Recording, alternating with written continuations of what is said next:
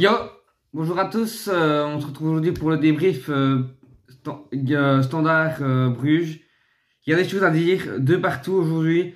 Le Standard a eu les opportunités, le Standard a failli également être battu. Mais voilà, on va débriefer ensemble aujourd'hui.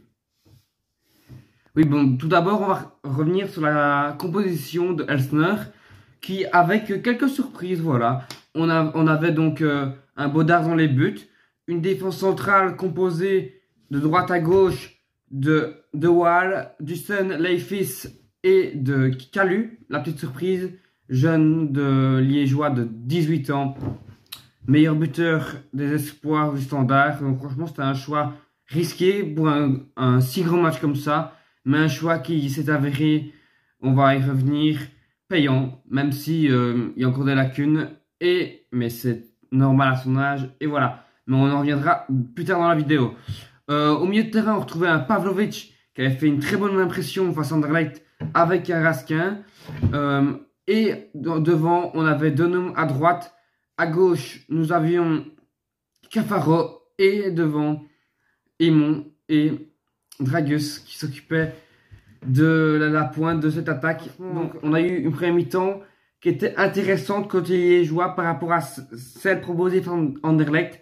Parce que là, le Standard avait un plan de jeu. C'était pas à la face, comme face à Anderlecht où il restait derrière, on dégageait loin le ballon et on attendait que le match passe. Non, on faisait pas ça au Standard aujourd'hui. On a essayé de repartir en contre.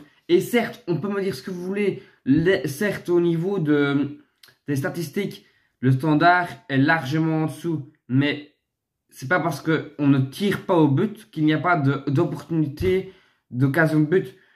On peut me dire ce qu'on veut, c'est comme ça. Aujourd'hui, le Standard a su profiter des contres, a eu de la chance parce que il y a eu ce premier but qui a failli rentrer sur cette magnifique occasion, cette magnifique phase de jeu et fini par Noah Lang, mais finalement c'était hors jeu. Et justement d'ailleurs, mais voilà, le Standard en contre a fait mal en première mi-temps, a eu du mal parce que Bruges, voilà, pratiquait un super football. Mais on l'a vu sur ce côté gauche brugeois, il y a l'espace et Donum. Voilà, certes, parfois, on jouait mal les coups, mais le Standard a très bien joué le coup. Et voilà, un rôle que j'ai trouvé hyper intéressant aujourd'hui, qui est trouvé très très bien, c'est Dragus. Parce que Dragus, il était là, on a vu le plan du Standard, c'est quand ils avaient le ballon. Et je trouve que c'était très dommage de voir ça. Au Standard, on l'a trop peu vu aujourd'hui. C'était de pouvoir jouer calmement, de pouvoir poser le ballon, alors qu'en premier mi-temps, on avait le ballon. En attaque placée, non, on dégageait vers Aymon et on cherchait le deuxième ballon. Alors que il y avait la place pour jouer calmement, parce que tu peux pas non plus faire que des longs ballons pour Aymon. Aymon ne pourra pas gagner tous les duels avec les tours qui sont du côté Bruges. Donc voilà, mais Dragus, je trouve hyper intéressant. Il fait un pré-assist sur le premier but.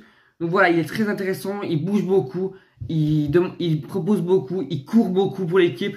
Et voilà, il a été très intéressant aujourd'hui et j'ai franchement bien aimé sa prestation. Voilà, Bruges égalise méritoirement, pas de souci, sur cette égalisation, un partout à la pause. Voilà. En deuxième mi-temps, le Standard marque directement, et ça j'apprécie parce que le Standard a directement eu une occasion, ils l'ont mis, 3 tirs, 2 buts, le Standard est réaliste et marque 2-1. Et là on voit un tout autre Standard entre la 48e minute et la 59e minute, où on a un Standard qui là décide enfin de contrôler le jeu avec un Pavlovic et un Raskin qui allait plus demander le ballon par rapport à avant où on cherchait les longs ballons. Là non, on a essayé de poser le jeu et on a ennuyé cette équipe de Bruges pendant ce quart d'heure là. On peut nous dire ce qu'on veut, on a vu ce match là où le Standard a su gérer et a laissé très peu d'occasions à Bruges, mais une fois que Bruges accélérait le jeu offensivement et trouvait des espaces dans le dos par exemple de Calu, voilà, Calu il a été très rigoureux défensivement, je l'ai trouvé très costaud. Pour un jeune de 18 ans, il a été présent, il n'a pas apporté grand chose offensivement, mais aujourd'hui on lui demandait très clairement de défendre absolument, et c'est ça le principal. Voilà, il a seulement malheureusement été beaucoup pris dans son dos, mais bon, il est encore jeune, il doit encore beaucoup apprendre, et franchement j'ai été satisfait globalement de sa prestation, parce que c'est un joueur de l'académie, donc je vais pas non plus aboyer comme je le fais avec Nkunku, j'ai plus d'attente, parce que c'est un joueur quand même d'Everton. Certes encore jeune, mais il a déjà 21 ans, 20 ans, par rapport à un Calu qui a seulement 18 ans, qui n'a pas beaucoup de matchs qui n'a pas de match en pro dans les pattes, à part un match ou deux de l'année passée. Donc voilà, on doit être plus indulgent avec Kalu, et c'est ce que je fais aujourd'hui. D'ailleurs, la différence s'est fait évidemment en deuxième mi-temps, après ce but, évidemment le 2-2. La différence s'est fait là, où le Standard a commencé à baisser en intensité dans les contre-attaques, où il n'y en a plus eu pour mettre le danger adverse, parce que le Standard a craqué physiquement. Et la différence s'est fait là, justement, je vais en venir là, c'est que les remplacements, mis à part Mehdi Carcela, qui, je vais y revenir, a été tout simplement énorme dans ce match. Il a fait une entrée incroyable, il a percuté, c'est lui qui est pour le rouge de Hendry, qui va chercher ce ballon et qui commet une faute, pas commet une faute, pardon, mais on commet une faute sur lui, et évidemment c'est rouge parce qu'il part au but. On peut me dire ce qu'on veut, le mec est complètement à l'opposé, Richa là, il peut pas le rattraper si Hendry ne fait pas le faute. Donc faut pas me dire qu'il n'y a pas rouge, non, c'est rouge, assuré. Je pense que tout le monde est d'accord avec moi sur cette phase.